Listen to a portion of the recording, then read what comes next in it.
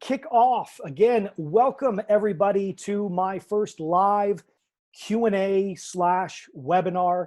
I've used Zoom quite a bit, as I'm sure many of you have during this time period, but this is my first time running a Zoom webinar. So far, so good. Again, keep the questions coming in our Q&A box, and I will work from the top to the bottom. Just a personal message from me. I know we're all going through a very difficult time at varying levels for everyone. So I just want to thank you all for taking the time to join us and send you from my heart, from my family to yours, my best wishes. I hope you are safe, you are doing well, and I think we all can agree that we extend that exact same well wish to all of our frontline workers and our dearest regrets for anyone who has lost someone during this difficult time. So I wanted to make sure we at least started on that note before we get into business. Insofar as what today is about, I'm hoping to run these more often. But for tonight, the goal is twofold. One, as many of you know, as being subscribers on thelanguageofcoaching.com, just launched the mini course. Again, I wanted to put something out there that obviously in part is to promote the upcoming book, but hopefully, as you noticed, if you watched it, there was quite a bit of substance in there.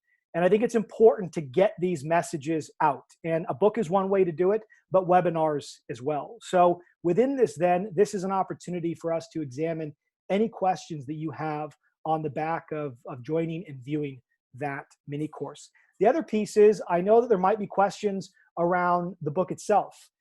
I'm very excited to say that the Kindle version of The Language of Coaching launched today. So technically, you can start engaging with the book right now if you'd like. The print version is going to go live on Friday.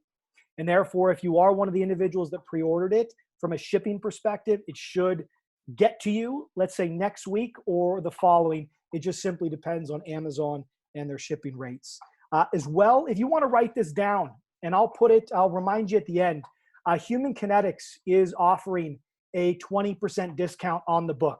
So if you want to wait until the book goes live, and I'll put this in the Q&A at the bottom for everyone to see, you'll be able to go to their website, should be either Friday or Monday, and use the code COACH20 to get 20% off the book, okay? And they're extending that to the languageofcoaching.com subscribers. It will be the best deal on the book on the web, okay? So those are some of the housekeeping pieces, but what I'd like to do is, with our time, crack right into the first couple questions. So Cahill Walsh has our first question. Best advice for someone that is starting out in the strength and conditioning field?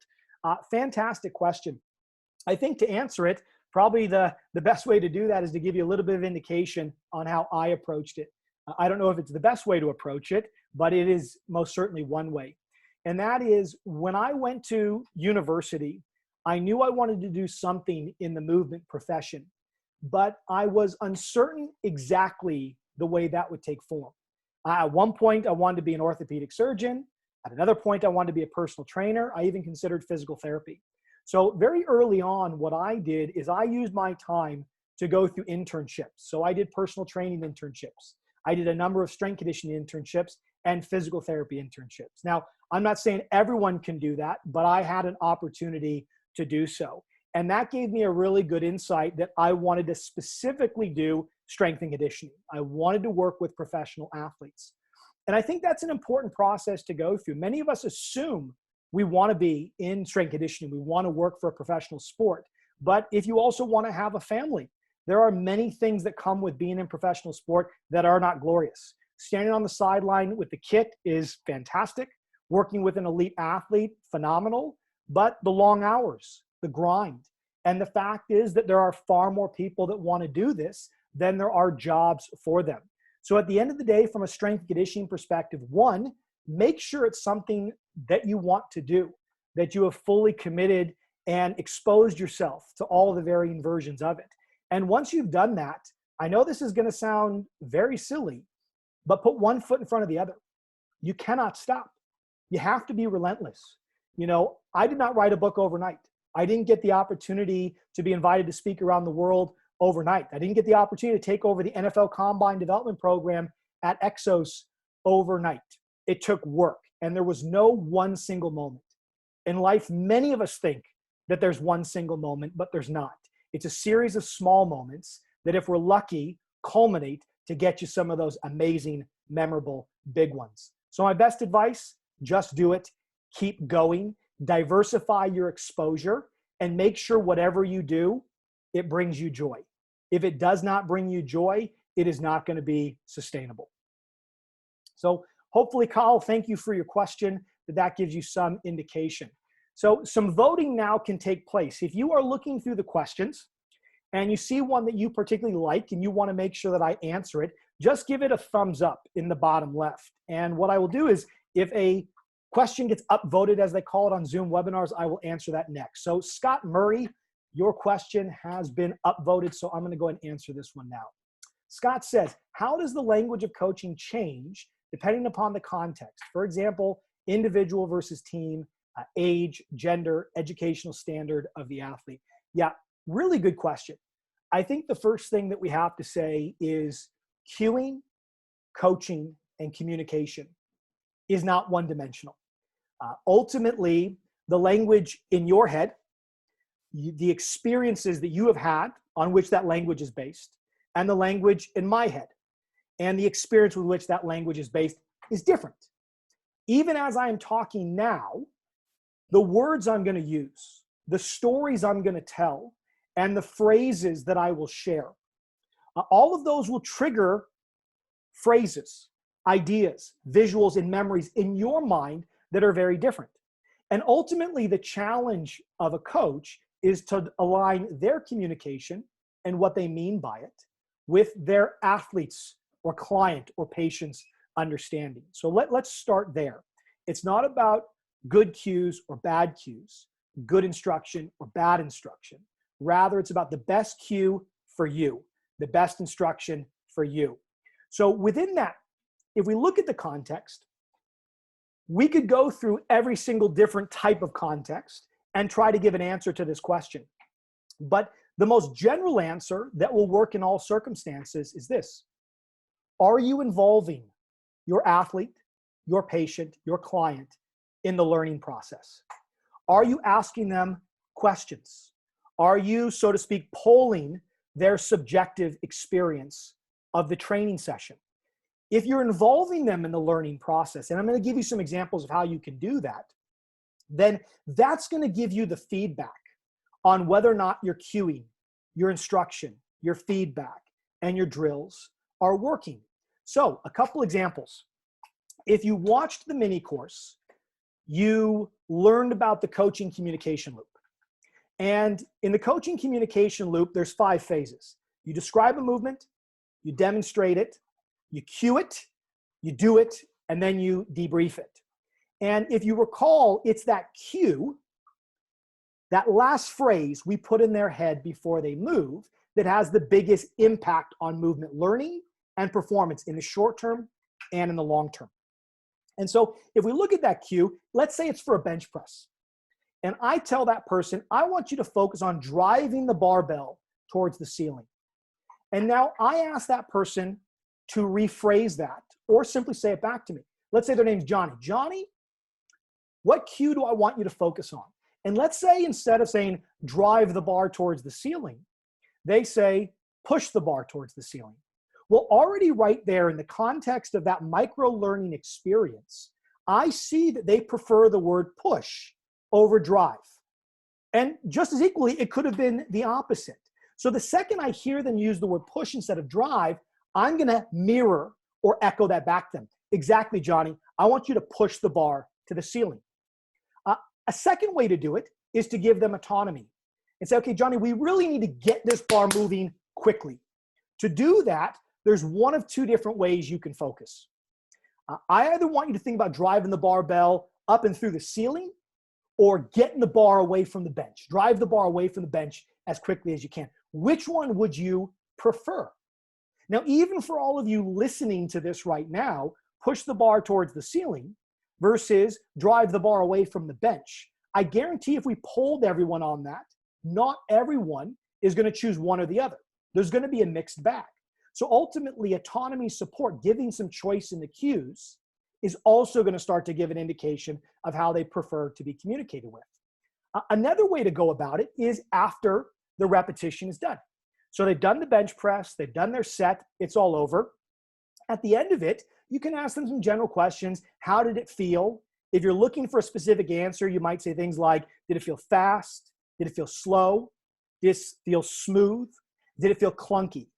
These type of holistic words allow them to interrogate how the whole movement felt and give you a little bit of their emotional experience behind the movement. So you ask them some of those questions. If you just say, how did it feel? They're going to say, fine. So I tend to find that give them some choices, help them build, if you would, a vocabulary around self-awareness. But once I get that initial pleasantry done, I might say this, what did you focus on? They might say something like, oh yeah, I forgot to focus on anything. And if you found that it wasn't a very successful rep, that might be a trigger for you to be reminded, well, hey, on that next rep, remember what we talked about. We've got to move that bar off you. So are you still happy with driving it towards the ceiling? Yeah, coach, I am. Fantastic. Then let's zoom in on that. Get that bar through the ceiling. In your mind, paint the picture. Blast through the ceiling. Equally, they might say, yeah, what did you focus on? Oh, I just focused on moving the bar. Okay, well, how did you try to move the bar? Fast, slow? I don't know. They might say, I don't really know, coach. So right there, okay, they're focusing on the bar, but they're not bringing the intent and the intensity behind the intent. So now through that discussion, you get their subjective experience of what happened. And I kind of painted the picture of, let's say, non-ideal scenarios, which happen all the time. They happen to me all the time, but that allows me to help the athlete recalibrate. And I say things like, are you bringing as much intent to what you focus on as what you are physically doing? And all of you on this call know that they're intimately linked together. But getting our athletes to know that they have to commit to the focus in the same way they commit to the drill, and that in doing so, they'll get more out of the drill, is something that we have to educate into our players. Oftentimes, they can feel like these automatons that just do what we say. No, we want them to be thinkers. We want them to know how to own their mind, know how to focus, because ultimately through focus, we get flow. And so in many instances, what's really cool about this is they will say, yeah, I focused on driving the bar through the ceiling, felt amazing. That then is beautiful feedback for you as the coach to lock that cue in, drink the cueing Kool-Aid, as we say stateside, and keep with it until the shelf life of the cue is gone away and you need to update, refresh, or change it altogether, okay? So final piece then with this is there is no one way to cue for novice versus expert, men versus women, old versus young, a simple closed drill like a bench press to an open skill like change of direction against a defender. In terms of the body, the mind-body connection, it's all movement. And the way movement operates is the same in all of us, assuming that our nervous system is not compromised. Ultimately, the mind establishes a goal and the body achieves it. The higher definition the goal is, the easier it is for the body to realize it in physical, real life. And thus, our job is to create language cues that create mental experiences that are so clear, so vivid, so attractive that the body can easily bring it to life. Think of the best coach you've ever had. Think of the best teacher you've ever had. I guarantee they might have been many things, but one of them, they were a storyteller. They put ideas in your mind that were so easy to digest and so interesting and appealing to focus on that learning became fun. Learning became simple. Learning can be challenging, yes, but it should not be a burden. So ultimately, if you want to coach to appeal to the context and the individual, get to know the individual and get to know the context. So wonderful question, Scott. Thank you so much. I'm gonna go ahead and say that we have answered that one. Beautiful. So Sabra, up at top, okay? When and how do you layer in more technical information? The what's and the whys. Such a great question. I'm glad it got upvoted. So there's a number of layers to answering this question. And again, let's go back if you've seen the mini course. And if you haven't, you'll be able to. The coaching communication loop says, describe, demonstrate, cue, do, and debrief. Fantastic. But to answer this question, we have to look at more than just a single session. So let's start with a single session and then broaden the view. First and foremost, I put a post up on Instagram the other day that I said, start every session with the WWH. WWH, no, it's not a new wrestling syndicate. It is what, why, and how, to Saber's question. So every session that I run, I bring the team in together. In rugby, we lock arms, okay? So we literally connect together. And I open up with, what is the session about? So I'll give you an example of a speed session we ran a month ago for our under-20s men during the Six Nations. That's the Northern Hemisphere competition, international competition in rugby. And so we had 24 young men who were about to go through a linear/agility speed session. So I said, men, today is about getting faster. That was the what.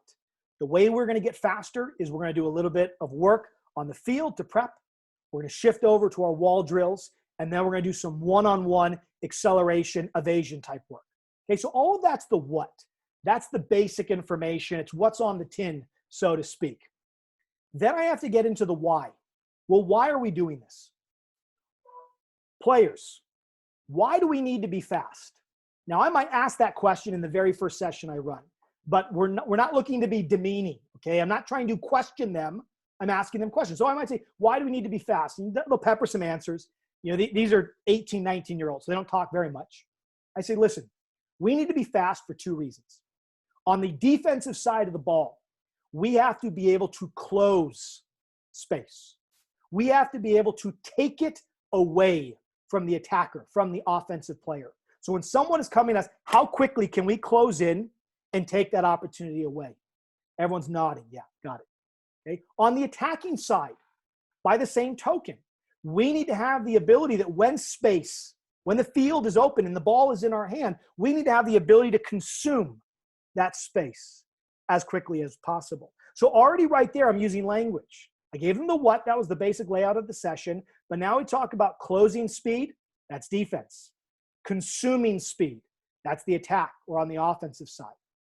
And then finally, the how. And in the context of this session, I talked about how as a marketing campaign.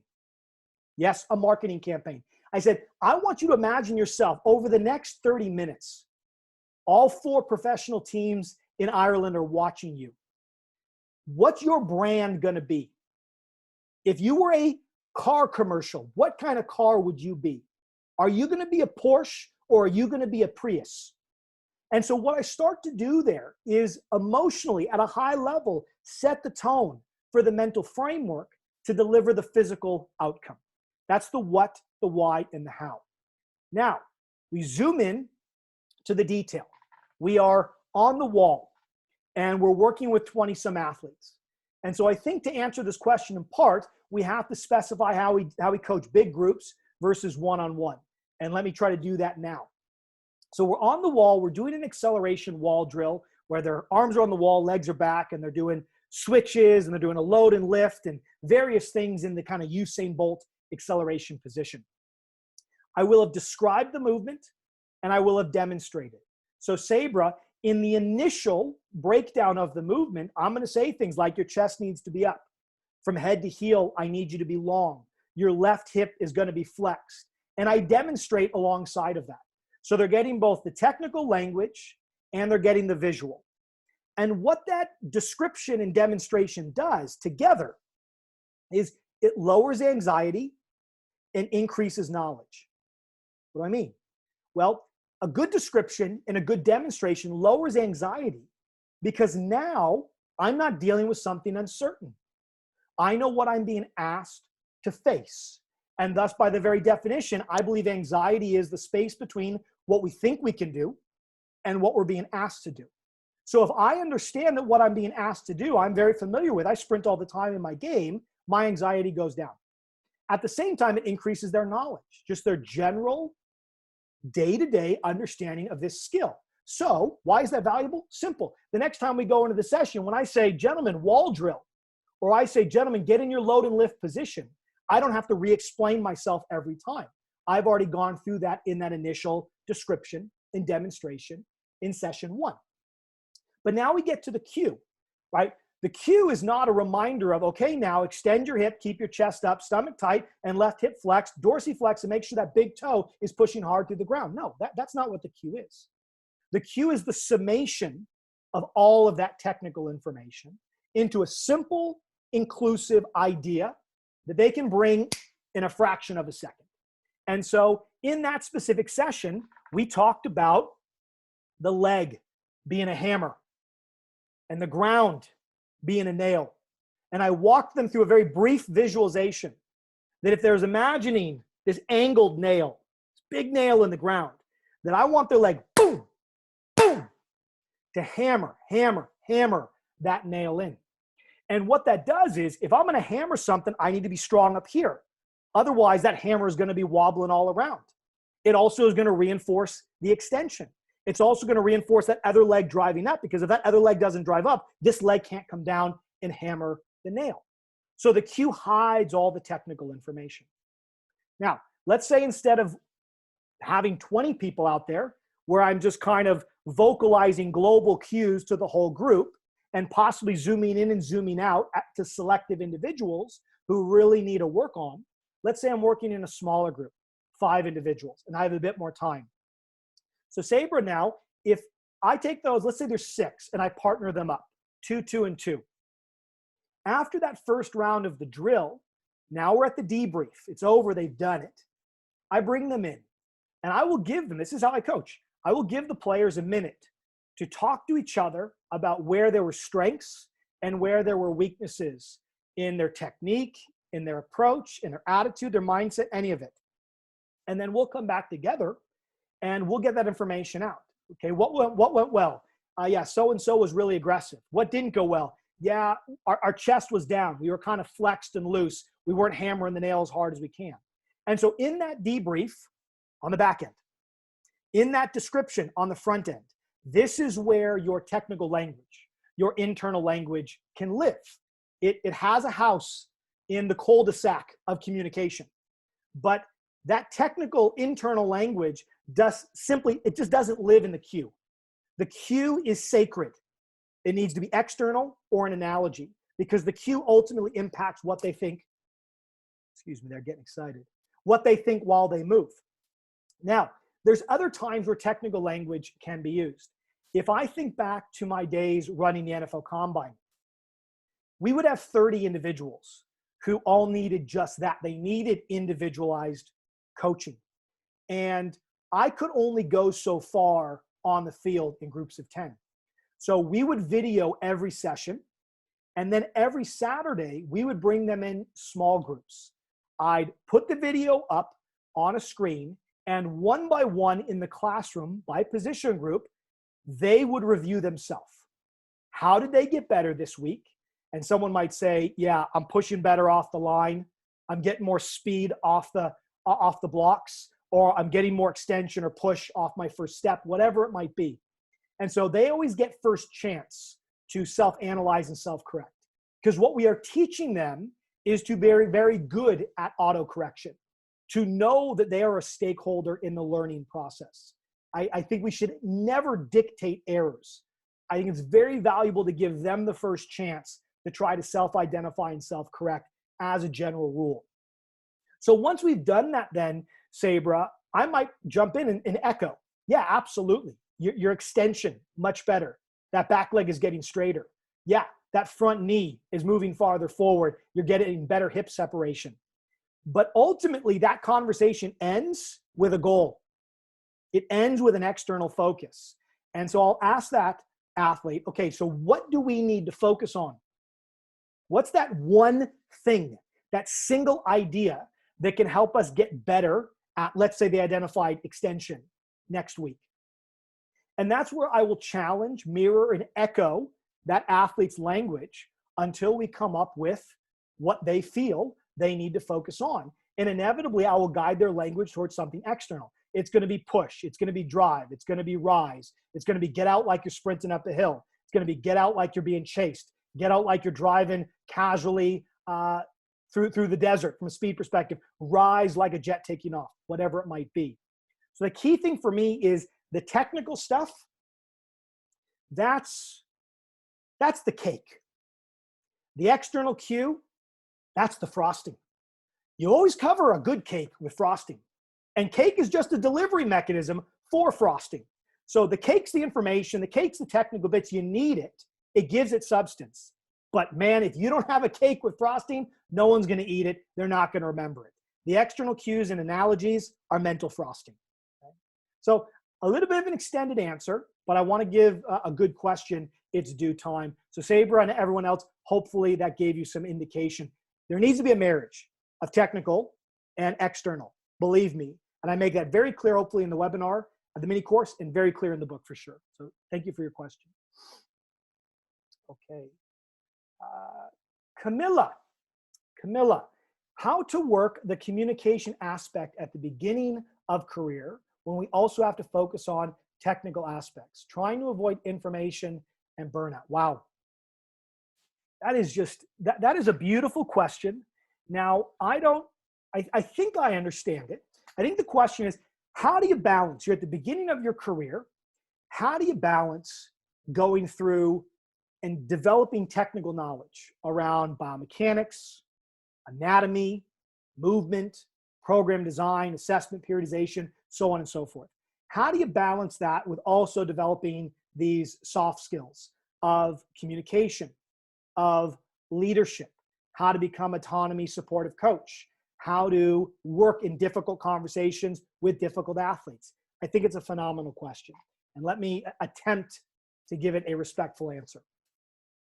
And I tell this story during the mini course, when I was initially up and coming, I was focusing on all the technical bits, all right? I focused on the BOMPA periodization, the Mel-Sif super training, the Gray Cook athletic body and balance, right? All of the major players, Christian Thibodeau, they all were there. And they were all over my desk. And that's all I focused on. But I'll never forget, and I tell that story in the mini course, that I'm watching this guy coach. And what I'm noticing is there's nothing fancy about his programming. He's doing bench press and bicep curls like everyone else, but he's getting better results. And not only is he getting better results, he has a better relationship with his clients. Like, I mean, his clients absolutely love him. And they don't love him because, as they say here in Ireland, he's there for the crack. He's there for the fun of it. No, they're not just wasting their time. Not that it's a waste of time, having these generic conversations about what you did on the weekend. This dude was all business. But his clients were locked in to every word he said. Then fast forward, I meet this coach, Daryl Eto, at Athletes Performance before it turned into Exos. And same thing. This guy hardly said anything. He was one of the most brilliant individuals I've ever met on periodization and program design. But every time he spoke, people leaned in and they listened. So to be honest, Camilla, it took me probably almost 8 years before I was personally interested in the language, in the communication. And the reality is many coaches never come to that conclusion. They only come to that conclusion in the moments where when they cue and the athlete looks at them like, what does that mean? And then they rephrase it, and then they go back to reading the periodization books. And I don't mean that to come across as harsh, because I was one of those individuals. It was only because I had some unique experiences that alerted me to the value of language, the value of communication and cueing, that I even went down this path. Hence the reason I feel a responsibility to share the role of language, communication, cueing, and connection with the world. Now back to your question. If I was that young coach again, and this information had been more prominent and available, a book like The Language of Coaching had been there sitting next to Athletic Body and Balance, would I have started to read it early on? I don't know how to give you a timeline, but I'll say this. You need to know what to coach before you can know how to coach. So in part by me saying you need to know what to coach before you know how to coach, you could read a book that shows you how to come up with the best external cues and the best analogies in the world. But if you watch someone sprint and you can't see the forest for the trees, if you can't identify the right error, does the error have to do with inability to get into a body position? Does the error have something to do with the inability to pattern from position A to position B? Does it have the inability to get the rhythm right? If you can't identify those key features, then it doesn't matter how good your cue is. So to a certain level, as an up-and-coming coach, you need to acquire your technical knowledge. You need to build that foundation of biomechanics and program design, because it is critical to what we do. And it is what we do. But I would say in parallel, if you can start to orient yourself that as you gain technical knowledge, you need to understand and learn translational coaching. How do I translate the biomechanics of hip extension, hip flexion, and rotation into athlete speak? How can I explain that to a 10-year-old who's at my fun speed session, speed camp I'm running? How do I take technical jargon and put it into a phrase that one might say at a coffee shop or in conventional conversation? Because just because an athlete comes to you doesn't mean they stop being human. It doesn't mean all of a sudden they download their anatomy biomechanical textbooks. They didn't get the degree we did. They didn't go through the training that we did. So ultimately, as you're scaffolding that technical knowledge, your coaching knowledge needs to be moving right along with it. And in a book like The Language of Coaching, it is something you can read as a 21-year-old. And I think it's a resource you can go back to again and again and again. And the deepening of the knowledge will come through the deepening of the technical knowledge. It's not one or the other. They're two sides to the exact same coin.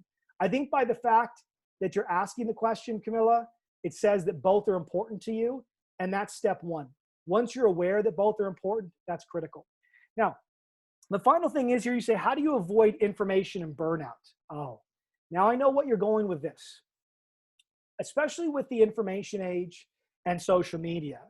I don't know. I mean, obviously we can't have a conversation here, but think about this and maybe chat out loud to yourself. When you're on social media, you'll see all your friends, your colleagues, people you look up to, and so-and-so is reading this article, and this other person is reading this book, and this other person is taking this course. And the reality is, one might be a stretching course, one might be a periodization, one might be on communication, and one might be on program design. Another one, someone's becoming a life coach. And you're like, holy smokes, what do I need to focus on? What do I need to do? You have to go back to first principles. What is important to me right now? So how do you do that? Camilla, I don't know the context of where you work, but let's say you are a personal trainer and you're working with your clients. What I would say to you, if you said, Nick, what do I study next? I would say, what is the biggest area of your current professional practice that, if improved, would make a significant difference on you and the client? So again, doesn't matter what it is. You could be a physical therapist, a strength conditioning coach, a personal trainer, chiropractor. Doesn't matter. You look at your current practice and you ask yourself this question: what area of my knowledge and ability, if developed, would give the biggest benefit to not only me, but notably the person that I serve? And for me, if you ask that question, an answer will emerge. And you might have to think about the answer. You might come up with a couple different answers. And then once you have two or three, maybe it's program design and coaching. If you then reflect program design and coaching, well, gosh, I've read Bompa. I've read Melsif. I've taken an exercise sports science MSc program. I've done all these things. Sure, I can still get better at programming, but hey, I've never looked at coaching and communication. I've never looked at how I build a better relationship through the use of language with my clients, with my athletes. Well, right there, there's your prioritization list. And once you've identified that key area, Camilla, you go at it. 1 inch wide and 1 mile deep, or 2 kilometers deep, however you want to phrase it. And as you go through that, it could be books, it could be courses, it could be papers. My recommendation is be patient. Go at the speed of comprehension. That means don't consume information just to consume it, because just like your athletes, we're subject to information overload. So consume it at the rate that you can understand and comprehend it. The way you know you've understood and comprehended something is you give yourself an outcome to be achieved.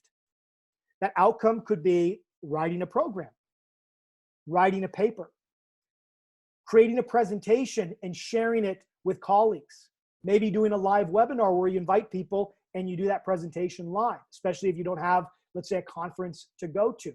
Or you create little micro projects where you try, for example, to come up with new analogies in a training session, or try to shift from internal cues to external cues in a training session. Whatever it is, and I'm not saying you have to write it down, you need to create an outcome. And so for me, my outcomes typically have been in my programming, in my live coaching, and in my presenting.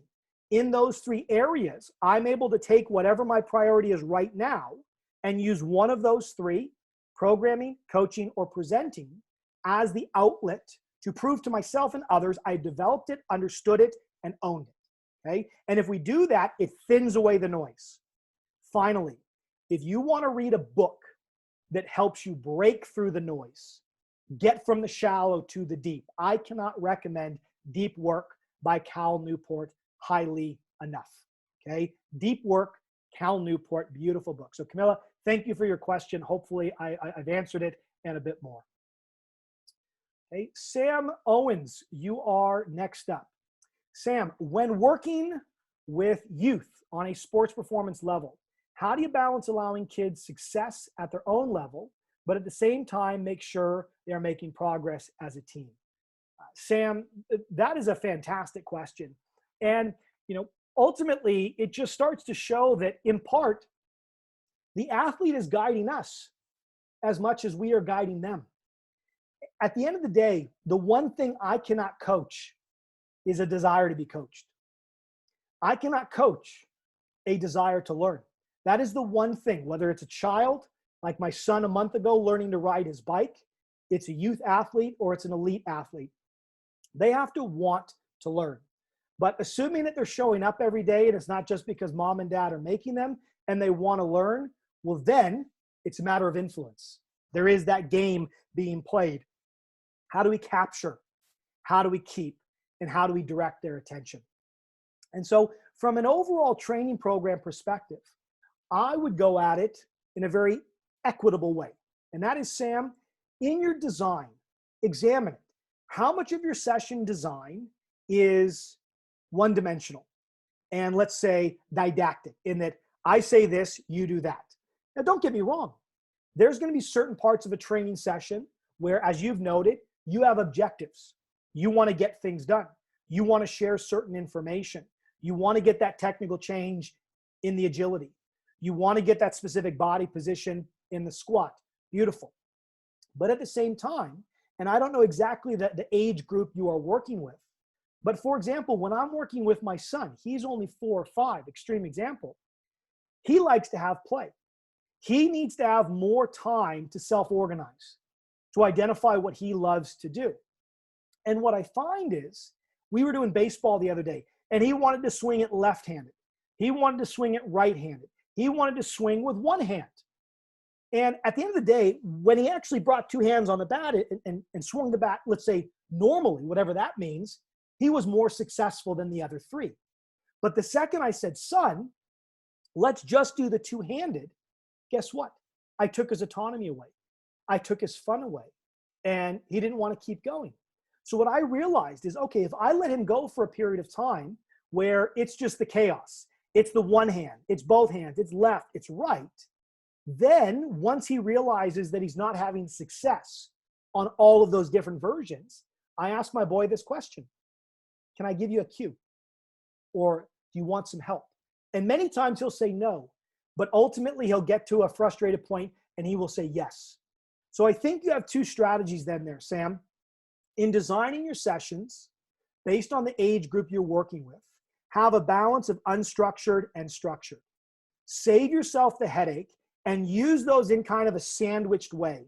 I think the unstructured allows them to get a lot of that nervous energy out, that fun out, and they're able to bring more attention and intention to any of the instruction that follows. But again, if that static instructional piece is too long, well, then you need to quickly shift back to the unstructured. So even in your mind, you might have A, B for everything you teach. A is the structured teaching of the skill. That's a marching pattern. B is the unstructured, the fun, where now they have to play a game that every time they're tagged, they have to do a march in place until another person tags them again. It's coaching under the table. And so if you can be fluid between that A and the B, the structured, the unstructured, the fun versus the learning. Not that fun can't be learning, but we know what we're after in the heart of the question. I think that is going to be key. The other way is to be dynamic within there. Allow them to safely fail.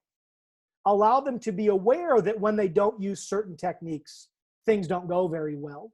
And that by its very nature, autonomously leads them to the solution that, hey, Sam probably can help me with this. Another way you can do that, Sam, and it's a bit more of a structured way, but it's a cool way to keep even kids' attention, is, again, what I call the A-B method. And I use this all the time with young kids as well as my elite athletes. And that is on a technique that I'm not happy with, especially if I'm working in larger groups. I'll demonstrate an A version and a B version. And inevitably, one of them is going to be correct as best as I can, and one of them is going to be obviously incorrect, okay? And sometimes I'll make it subtle, sometimes I'll make it obvious. And I'll ask the group, do we want our next rep to look like the A or the B? A, anybody? B, anybody? They never get it wrong. They never get it wrong. And because it's a challenge, because they are being engaged, they tend to be interested. And so that's another way to bring kind of this unstructured, playful mentality still to a portion of the session where you're trying to get some teaching. And the final piece, depending again on the age, is partnering them up. I find that athletes, especially young athletes, they like to listen to each other more than they like to listen to the coach. If another athlete comes up to another athlete and says, listen, on that last rep, listen, I saw you doing something that I used to do. You're not getting enough extension. You're not pushing back. If you push back a little bit harder, you'll be able to run faster and you'll be able to make that tackle a little bit quicker. If one athlete says that to their buddy, that means so much more than the coach harping on. So how do you create the conditions for athlete-to-athlete collaboration? You put them in partners. And I think even with younger athletes, that's a great way, because then you can do play things where it's one-on-one, kind of mirroring type drills. That's all the fun, unstructured. But also you can have them coach each other. And inevitably, they'll start to do it anyway. They both listen to you, but they pick up different pieces. But together, they put the puzzle together. And so a lot in there, Sam, but hopefully there's some various strategies that you can use to balance the structured and the unstructured, both through how you plan the session, but those A and Bs, how you adapt within it. So thank you for your question. Beautiful. We have Jay up next. When you debrief, how much do you leave up to the athlete and how much to the coach? These are great questions. And again, we love that it depends, but it truly does in this instant. Let's take an individual who's doing an agility drill for the very first time. So maybe it's the 5-10-5, where they go 5 meters to the left, or 5 yards, 10 meters or 10 yards to the right, and then 5 back through the middle. And there's these kind of 180 cuts on either end. It's quite a harsh cut. So let's say, for argument's sake, we were doing that drill, or a drill you want to imagine in your mind. I've gone through my description. I've gone through my demonstration. I'm probably going to use some kind of whole part whole. In that case, it might be part whole as they're building the whole drill together. So we lay out the session, we describe it, we demonstrate it, they do it. Now we're in the debrief. If they've never done this before, right, Jay, if they've never done this before, they're not going to have a lot of internal representation of that movement, which is to say they don't understand it. They haven't done it. They haven't practiced it. They don't know what works for their body, what doesn't work. So the first thing is, early on, there shouldn't be a lot of debrief. Outside of the pleasantries of, hey, looking good, it's going to take a little while. I'd like to see a couple more sets before we start discussing this. And unless the athlete is sitting there in your face looking for feedback very early on, there shouldn't be a lot of debriefing. Why? I can't coach you until I know what to coach. And the only way I know what to coach is to listen and see. So a mistake I made as a young strength conditioning coach, and still at times I do it, is I'm so eager to coach the movement before I've watched you move. I did it all the time with the NFL Combine guys, and I learned my lesson very early. So therefore, the second I start giving you too many cues, or I start unpacking the debrief, I start to get in your head. And now you're overthinking something and you don't even have an experience to think about.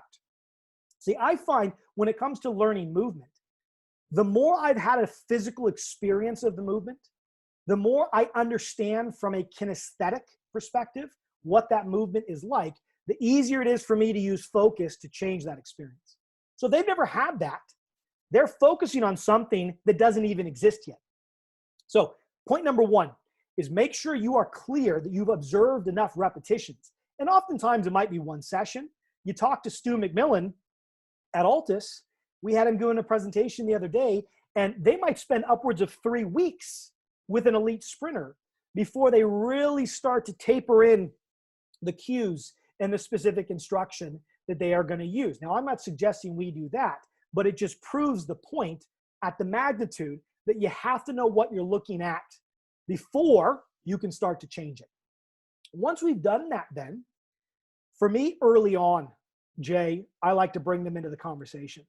The more I coach, the more I use questions. So even after I'm quite certain I know what's wrong, my first question would be, okay, let's say the person's name is Jay. Jay, how'd you feel on that? And inevitably they're going to say, fine. Well, Jay, you and I both know that the answer fine is not enough. So let's say I'm looking for a specific technical attribute. So in the 5-10-5, I want to see people get low. I want to see people get under the roof, as I like to talk about. So I'm going to ask a question. When you made your cut, did you feel low or high? And he might say, I don't know. I guess if I think about it, I probably felt a little bit high.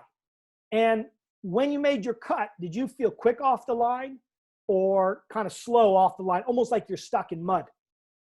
And he's like, a little slow. Yeah, stuck in mud. Yeah, that's a good way to describe it. Okay, so how about for this next repetition, Jay, we think about just being a little bit lower, getting into the line. And one way that might be helpful to think about this is, have you ever seen kind of just a triangle roof? Yeah, coach, I've seen a triangle roof. Awesome. Yeah, actually my grandpa's house has one of those. Oh, very good, very good. Okay, I want you to imagine I just went over to Lowe's or Home Depot and I dropped that A-frame right on this drill. You got to get under the roof. Get low, my man, to make the cut.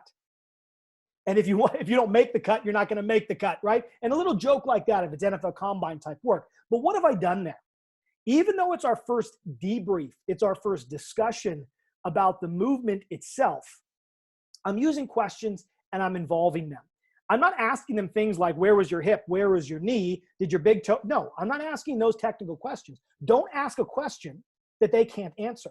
But if I'm asking them about their experience, and if I'm giving them A and B options, fantastic. Over time, Jay, guess what? If you give them a lot of those A, B options, did you feel high, low? Did you feel heavy? Did you feel fast? They start to build up and mirror your, what I would call your holistic vocabulary. It's the vocabulary of body awareness. See, body awareness isn't thinking about what a muscle is doing. It's overall the emotional feel of how the rhythm of how the whole movement came together. Once they have that vocabulary, then I can say, okay, how did that feel? And you're going to hear things like, yeah, I was low and quick off the line that time. Beautiful. Still getting under the roof? Yeah, awesome. Hey, do you still like that cue, getting under the roof? You know what, coach? I haven't really thought about it. I'm like, cool, because you're just owning it right now. Because guess what? That's what great coaching is. Inevitably, if you're a great coach, your athlete can shed the words because the words echo in the feeling they provoke. And that's what a good cue is. So, Jay, hopefully I gave you enough context there. We would require a very specific scenario probably to give you more, but I question early on. I involve early on. I start with A, B options. I help them build up a vocabulary, and I shift towards more open-ended questions once they have owned the movement pattern.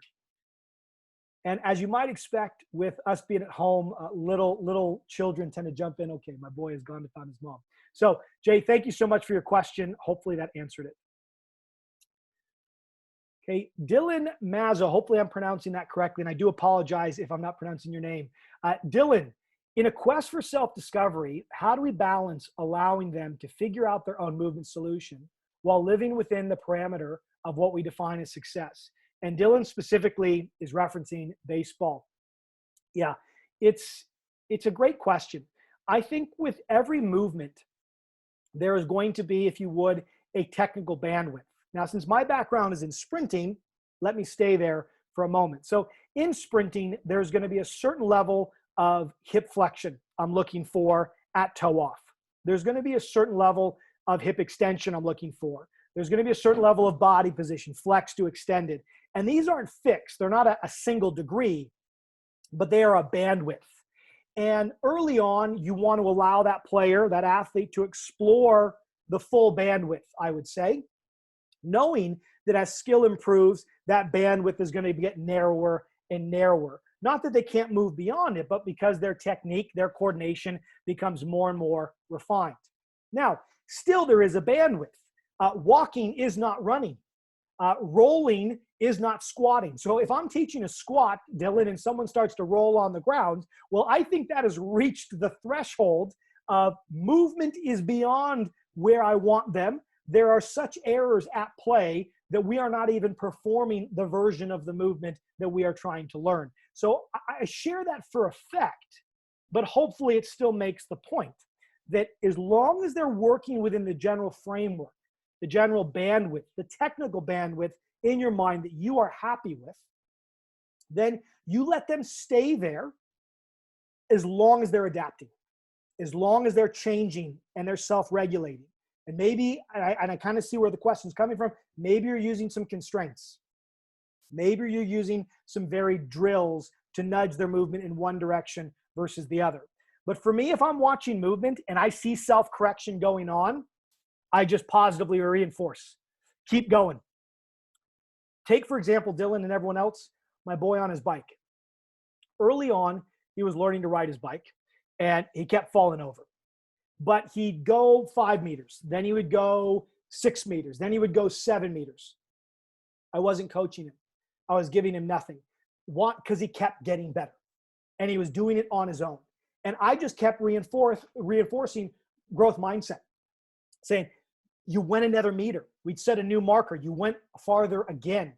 But inevitably, he reached a stalemate. He couldn't go any farther than, let's say, I think it was like 15 meters on his bike without falling over. And his knees were starting to get beat up. And in fairness to him, he was going for it, but it wasn't working out. And what I noticed is his steering wheel, okay? The bar was moving all over the shop. He was literally snaking across, and inevitably after about 15 meters, he'd lose control and he'd fall off the bike. And so I said, okay, son, I want you to think of this, the bars, okay, on your bike like this. When they're moving a lot, they're loud. And when they're moving a little, they're quiet. And I asked him, he's 4. I said, do you think you want your handlebars to be loud or quiet? And he says to me, instantly, quiet. Bingo. I said, so on this next repetition, make your handlebars quiet. And he rode 25, 30 meters. Dude jumped off his bike, was ecstatic. And so now I let him improve. I let him improve. I let him improve. But once we saw that improvement stop or stagnate, very quickly I saw motivation was going down. Frustration was going up. And I knew he was about to quit, at least for that single session. But once we then came in with that simple analogy, quiet versus loud bars, handlebars, he owned that it was quiet. Then as he was going, I could just say, quiet bars, and instantly he'd go from doing this to locking it in. And it was so simple, a 4-year-old. And then I started hearing my wife use it. She liked it so much. And so inevitably, what's the take home here? Have a technical bandwidth where if they fall outside of it, you know you want to intervene, especially let's say in something like Olympic lifting where they possibly could get injured. But as long as they're operating within that technical bandwidth and they are making progress, and Dylan, only you can define what progress is if you're working on hitting, fielding, or pitching. But once you then define progress, once that progress stagnates, you know it's going to have a psychological consequence. Frustration is going to go up, motivation is going to go down. So it's at that intersection that you then intervene, possibly with a drill. But in my world, I think the easiest thing to do is to reframe. And in the case of my boy, I came up with a very simple analogy comparing the handlebars to music. Do I want them loud and chaotic, or do I want them quiet and focused? And he knew at 4, quiet and focused. So Observe, provide leeway, set your threshold for when you want to intervene, and then when you intervene, use the strategies we're talking about. So, Dylan, thank you for a wonderful question. Hopefully that gave you some insight from my perspective. Eric Hodgson, long one here. So here we go. What is the most efficient way to provide external feedback for teams? It seems maybe counterproductive to have 12 different cues for each member of a volleyball team, for example. Your idea of having them help choose their own cue is great, but can you keep team continuity with different cues for the same skill? Wow, beautiful question. And I'd argue almost similar to the last question around baseball. In baseball as well, especially in the minor leagues, they have to have a lot of different coaches working with the same athletes. So I completely get it. Continuity of the coaching message from one coach to many is equally important as having many coaches and having continuity amongst them to a singular person. And so how do we do this? A couple different things. One, you have to know the athletes you're working with. So my assumption would be, Eric, if you're working with a team long enough, you've done enough video analysis, you know the specific work-ons, the specific areas of improvement across your squad. And if you don't, that's your first port of call. And whether you're making that assessment by videoing sessions, going back in retrospectively and rewatching everybody, or simply as sessions go on and you notice specific technical errors with players, that you grab your notes and you make those as you go on from a reflective practice perspective, session to session. Either way, you need to understand the individual technical model and the individual technical errors you're looking to correct. Now, it's fair to say in many sports, there's going to be fundamental aspects of the skill that always need reinforcement.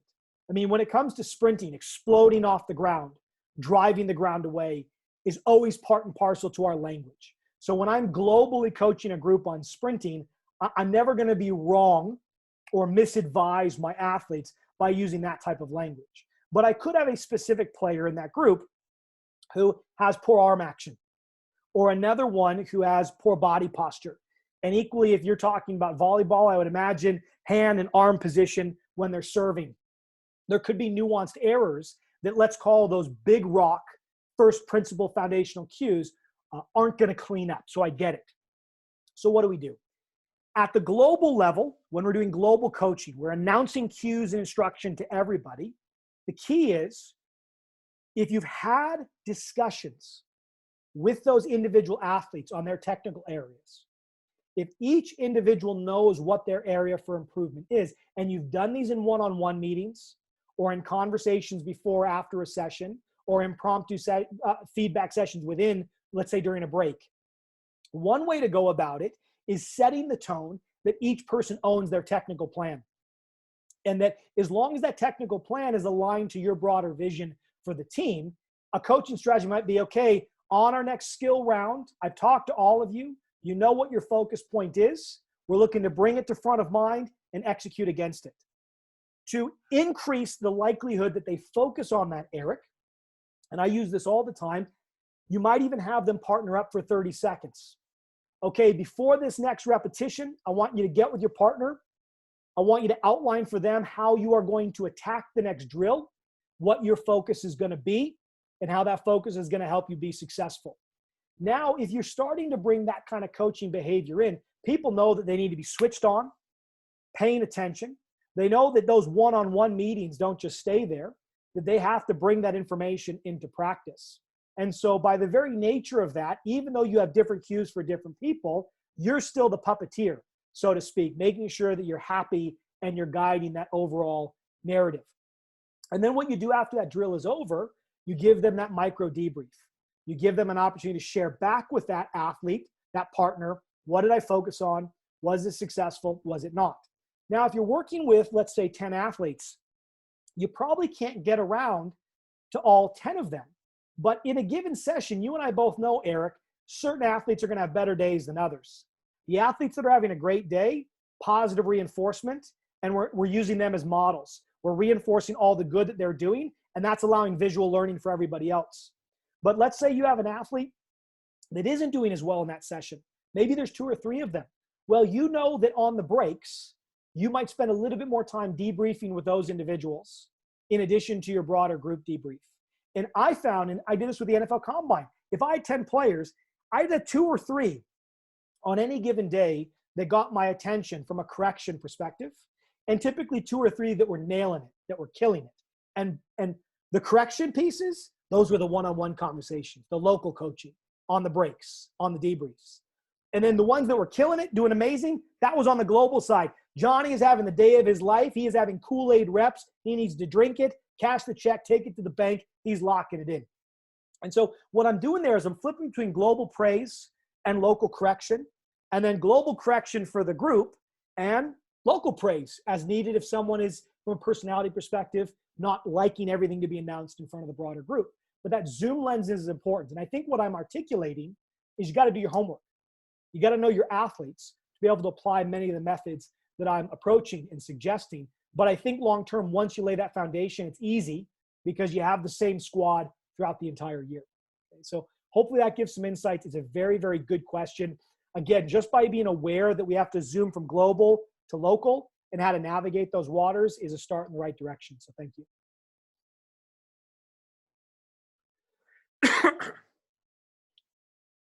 Beautiful. Okay, so from an anonymous attendee, how do you modify for sports that require more motor control, like gymnastics?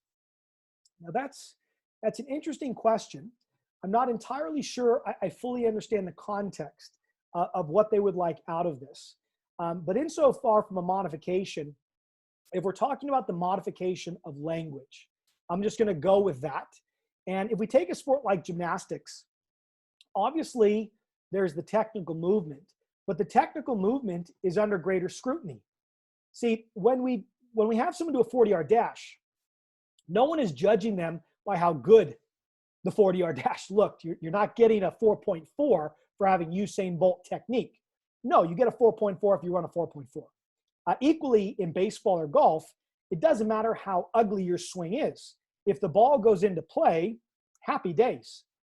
But in a sport like gymnastics, definitely dance and various other aerial skills where there's an aesthetic rating, there's a subjective score, the technical bandwidth that we need a person in is getting very, very narrow.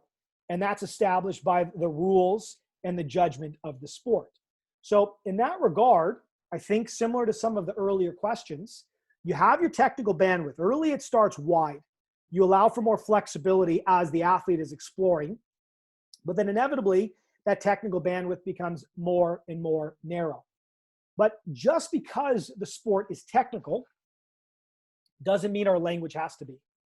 Just because you're a gymnast doesn't automatically increase your appetite or aptitude for digesting kinesiological language, biomechanics, and anatomy.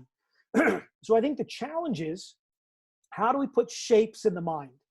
How do we put visuals in the mind? How do we put angles in the mind that the gymnast can use to guide their movement? And then equally, I think with gymnastics notably, using our holistic cues around self-awareness. Did that feel long? Did that feel short? Did that feel narrow? Did that feel wide? Did that feel heavy? Did that feel light? To start helping orient them between thought and action without necessarily having to go through head, shoulders, knees, and toes. And it's not in the gymnastics world or the dance world that we don't talk about the body. We do. We do the video analysis. We show them that the small margins of error have to be corrected. What I'm trying to challenge everybody with is your language doesn't have to be technical. Just because it's a technical skill doesn't mean the language we use to coach it has to mirror it. Ultimately, the technical piece is the what, and the language is the how. So from Anonymous, I apologize if I didn't answer your question, but ultimately, I think it's similar to some of my other answers. You establish the bandwidth they can play in. Once they're outside of it, you coach, you adjust. How you coach and adjust has to fit their needs, their background, their understanding, but it has to be simple. It has to be a picture, and it has to be felt. The language has to be the frosting. They've got to enjoy it, and it's got to work for them. And what works for one, I like chocolate cake, might not work for another. They like vanilla cake. Getting to that end is through the involvement and the collaboration and the cueing and the debrief. Beautiful. Thank you for the question. Okay, we have about 20 minutes to go, so we have quite a few questions. So I do apologize if I don't get to your question. As I said, at least over the next couple months, I'm going to be looking to do these live Q&A webinars. Excuse me. Some of them might have a little bit of presenting going on. Other times I might invite a guest, or we might just keep it open forum like this. So, Stephen, with our current environment, the interest in virtual training is increasing. Most certainly it is. What are a few concepts that you would continue to coach in a virtual session? And what are a few things that you would do differently in a virtual session? Pardon me, I'll bring water next time. I think what's really interesting is I've had a number of coaches who I've worked with over the years come to me and say, Nick, it's unbelievable that by using external cues and analogies, I'm able to see results virtually that I know with my old way of cueing would not have been possible. Because if all I have is my language, if all I have is describing elbow here, knee here, and I can't support that necessarily with an effective demonstration, the language is limiting because it's simply describing a movement. It isn't helping the person know how to achieve it. And so ultimately, I think what carries over really nicely with the work that I'm trying to perpetuate is that external cues and analogies, you're able to observe the power of them when used in a virtual environment. When your language is all you have, when you can't touch an individual to give them kinesthetic awareness, when your demonstrations are limited to the angles of the camera on your phone or on your computer, you're having to revert to language more and more. So I think as a starting point, external cues and analogies provide the fabric of effective discussion virtually as well as face-to-face. Now, in terms of how I would nudge my training, again, for me personally, it wouldn't be a lot different. I like to use a lot of questions. I like to involve the athlete when I'm live. I know other coaches possibly use a bit more of a didactic, controlling type approach. And I'm not saying that's good or bad. But in a virtual environment, they have to own it. The athlete or the client has to own the change. And so being able to ask them leading questions, okay, on that repetition, did you feel long or short? I felt short. Well, do you think we can get a little bit longer on the next one? Show me what long looks like and feels like to you. By the very nature of virtual, it starts a discussion. And I think the discussion and the questions and the autonomy supportive attitude that the virtual environment demands, if anything, is going to teach coaches the value of that approach and how important it is to bring it when they are live and face-to-face once again. Ultimately, the last piece would be in and around program design. I think as we start to program for people in a virtual environment, giving them options. You know, do you want to use dumbbells or bands? Do you want to do body weight or loaded? Which might be in part due to the availability of equipment, but also in part due to preference. So ultimately, you can summarize this, include the client in the conversation. The virtual environment forces you to do that far more than the face-to-face because you lack so much control. At the same time, when you are communicating with them, you have to communicate in the most efficient way when you don't have all your other tools available, i.e. kinesthetic, hands-on cueing and demonstration, and being able to change a drill on the fly. And ultimately, I feel the anatomy of that language is external cues and analogy, because that's the anatomy or the language of the motor system, as I think I've hopefully clearly demonstrated in the webinar and most certainly the book. So Stephen, I'm sure there's additional answers to your question, but those are some of my high-level thoughts. The final thing that I will say is this on the return, and I put this in a post the other day, learning parameters, learning timelines aren't going to have changed just because of COVID-19. And so my worry is many coaches are going to go back into the training environment and they're going to have this anxiety, and the athletes are going to have the same anxiety to accelerate learning, to get back anything that was lost, to make improvements as rapidly as possible. But it goes back to what we've been talking about here. We only can focus on one major thing at a time. And the learning parameters and the learning rates are not going to change. So I think we run the risk of overcoaching and paralysis by analysis on the return. And at the very least, I hope everyone on the call can avoid that and perpetuate positive information that helps others avoid it as well. So Stephen, thank you so much for your question. Okay. Patrick Nolan, How do you balance out cues with groups? How do you avoid having another athlete listening to you while cueing another athlete? Well, really interesting. Normally, I don't mind if other athletes are listening in while I'm cueing. I mean, ultimately, typically when I'm doing one-on-one cueing in a group context, it's on a break. And so we might have done a sprint. Everyone's walking back. I've given them a 90-second clock, grab some water, stride it out, stretch it out, grab the massage stick. I might go up to Patrick, hand on the shoulder, say, hey, how did that one feel? I know we've been working on some a bit more push. How'd that go for you? Yeah, coach, I still like it's not connecting yet. Okay, and we talk through it. If another person is listening, it doesn't really bother me. I guess if it was a unique context where you have that overactive thinker, that athlete who is constantly running around like they've had too much caffeine, trying to get as much information as possible, the overthinker. In that specific scenario, you might ask so-and-so to politely step aside or let them be there. But if it becomes a problem, just have a chat with them after the session. Hey, let's say their name is Sarah. Hey, Sarah, I've noticed you've listened a lot to the other cues that I'm given. What are your specific cues? What do you need to be focusing on? I just want to make sure you're not trying to bring in too many things. Or possibly you leave it a bit more open-ended than that. I always seek to understand. But I can't say I've ever really dealt with the issue of other athletes listening in or ever perceiving that to be an issue. Insofar as global and local, I'd like to think, Patrick, that I've answered that question. But again, if you go into a session, outline your global big rocks, announce those to the groups. That's your coaching principle. If you go back to earlier in the webinar, the what, the why, the how is more or less your cues. It's how you're going to guide the mind of the whole group. So that's already locked and loaded if you've done your preparation. Then the zoomed in local, well, that's on your breaks. And you try to target your 3 or 4 people that you get in that session, knowing that over time you get everybody, and thus everyone learns as a group and as individuals.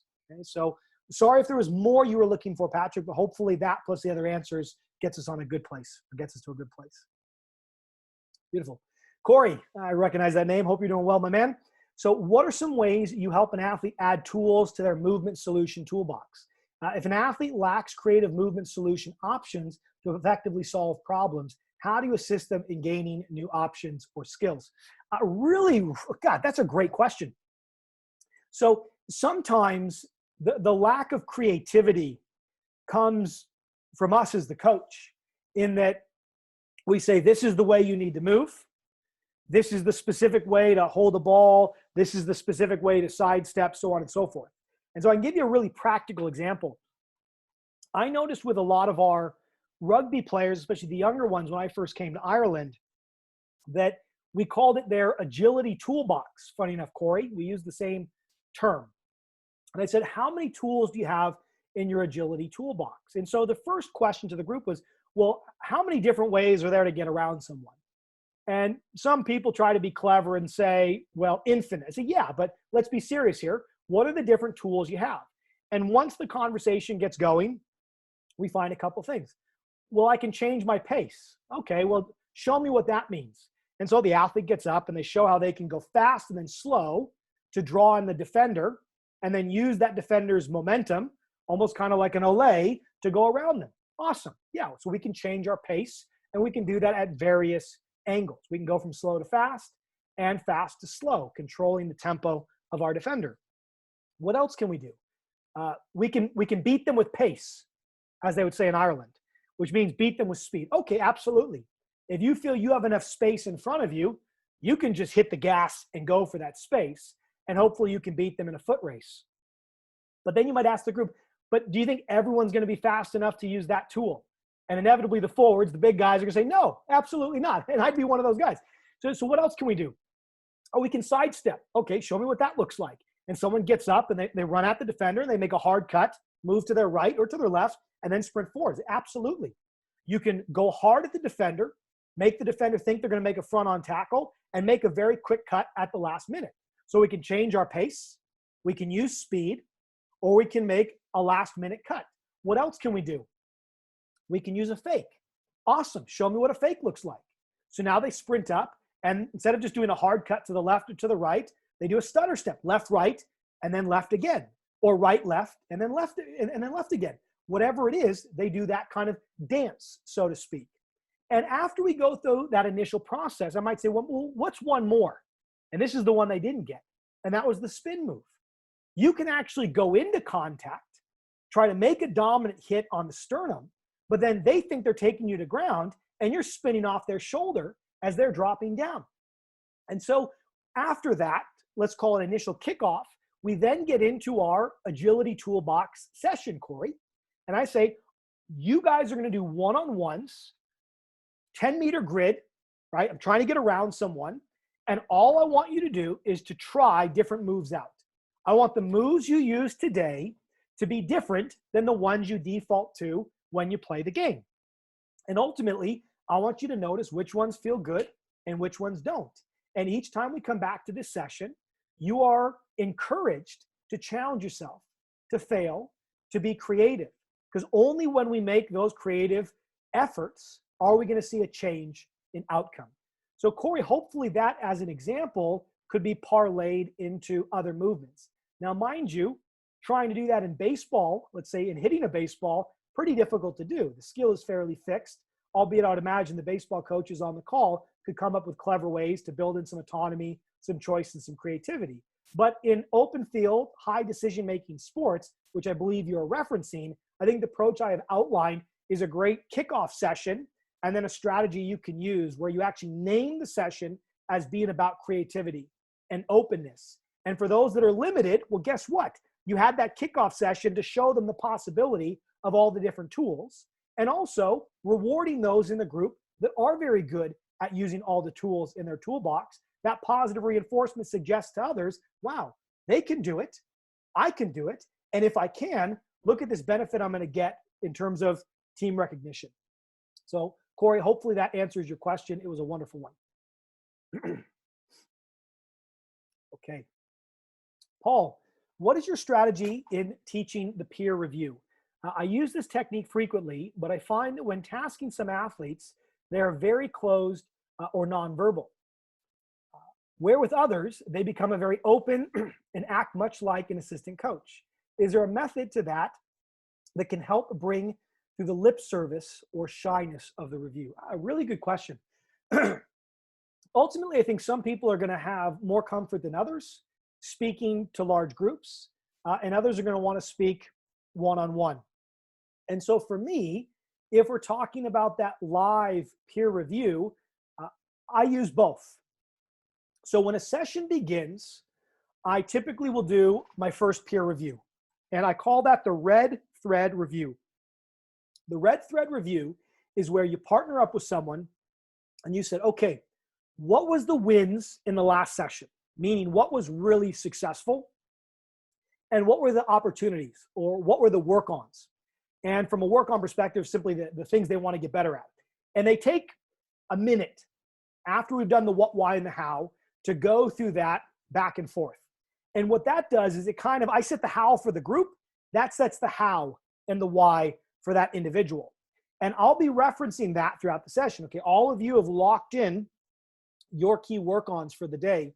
And just to make a slight footnote, if we go back to the question from the person around volleyball and getting local cueing, that's another great example of a way to remind the individuals of their individual journey and their individual focus within a group context. Okay, so that's number one, is in that one-on-one. And I find if you allow them to self-select the partner, Paul, likely they're going to self-select a partner that they're comfortable with. But at the same time, you might select partners for them, and you might challenge certain individuals, especially younger individuals, to get out of their comfort zone. And some of these things just take time and patience. And once they realize that they're doing this every session, pretty soon they cop on and start to change. From there then, 90% of the drills I do, I manufacture a reason to have people as partners, either groups of 2, 3, or 4, typically groups of 2, even if it's not necessary. But for me, since I do a lot of large groups, it allows me to half the group and build in rest times organically.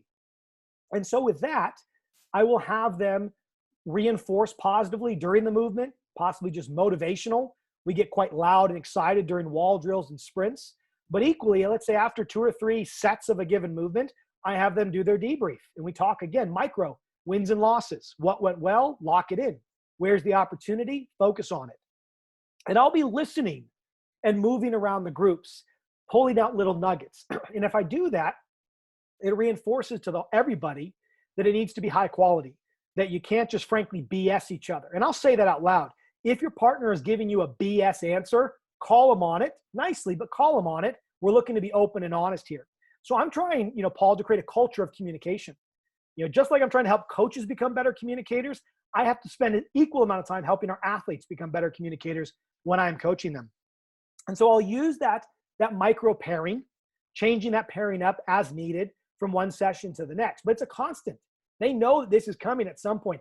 And to be clever, and I think it works, Paul, randomly at times say, okay, let's say a pairing was Sarah and Kelly.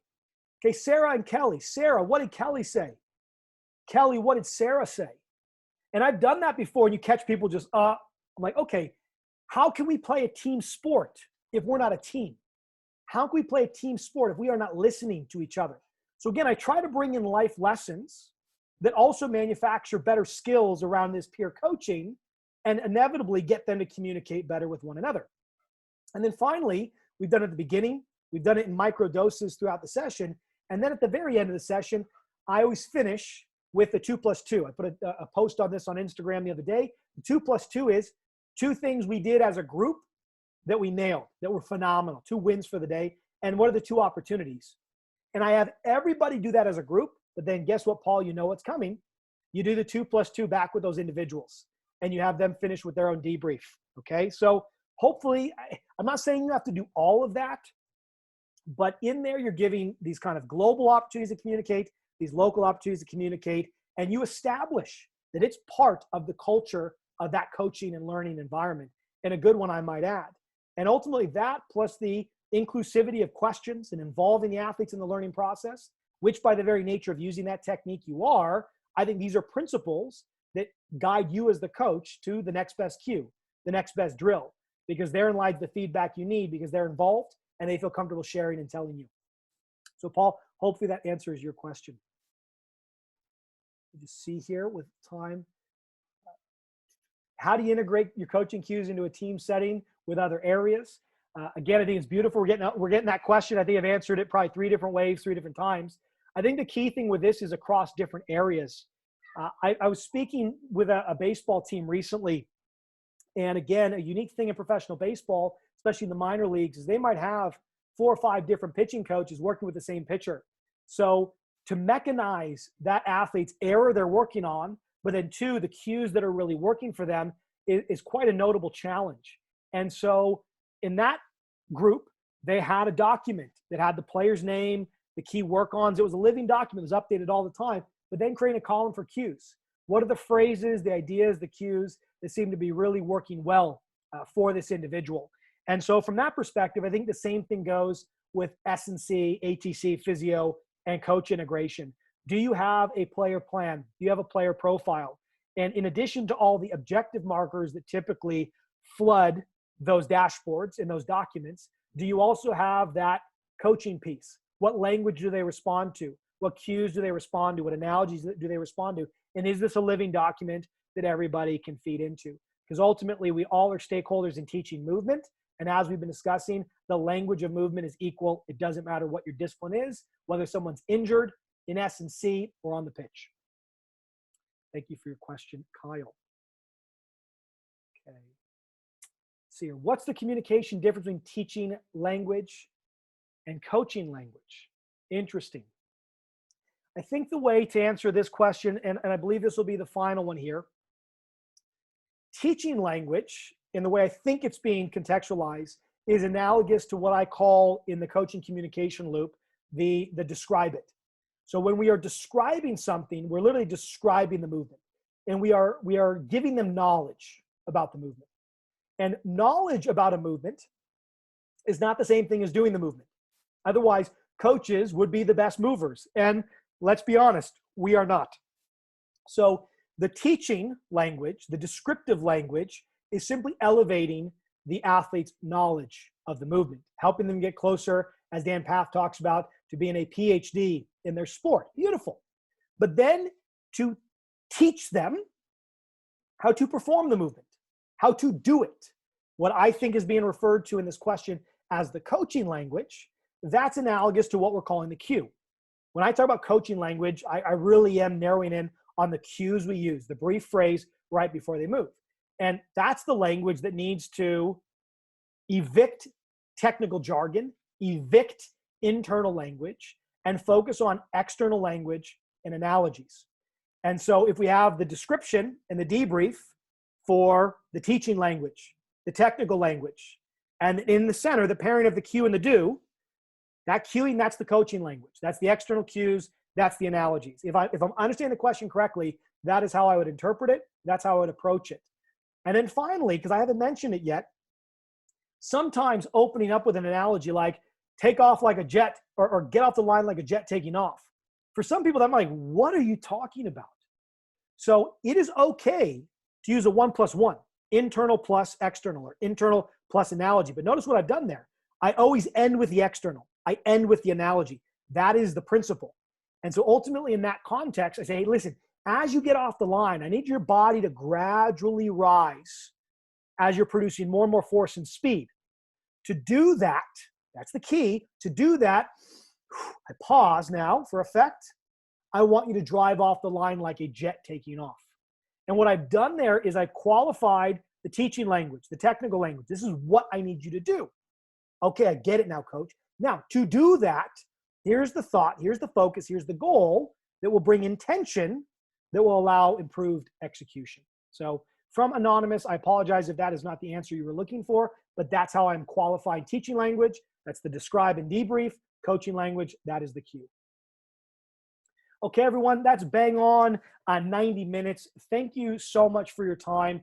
Again, if you didn't get your question answered, I do apologize. If it's a burning question, please email me, info@thelanguageofcoaching.com. If you haven't filled out the poll, I'm going to leave the webinar open for just a few minutes. If you can fill that out, I'm just trying to get a sense of who was here with us tonight and get your insights in and around future the language of coaching courses that I'm looking to design and run. And then finally, to end with a couple bits of housekeeping, again, the Kindle version of the language of coaching is live right now on Amazon. So if you cannot wait, I encourage you to get over there, grab that. Print book is coming out on Friday. We'll ship early next week. From the bottom of my heart, I cannot thank you enough for taking 90 minutes of your time to listen in. For me, it's an honor to be able to share this insight, and we all have a responsibility to share this. The language of coaching is a whole within our industry that I am taking on the responsibility as I think all we need to improve, to elevate how we coach to the same level as what we coach. So stay safe. I wish you the best. I'll be communicating further updates, but from the bottom of my heart, thank you so much and enjoy the rest of your day. Cheers.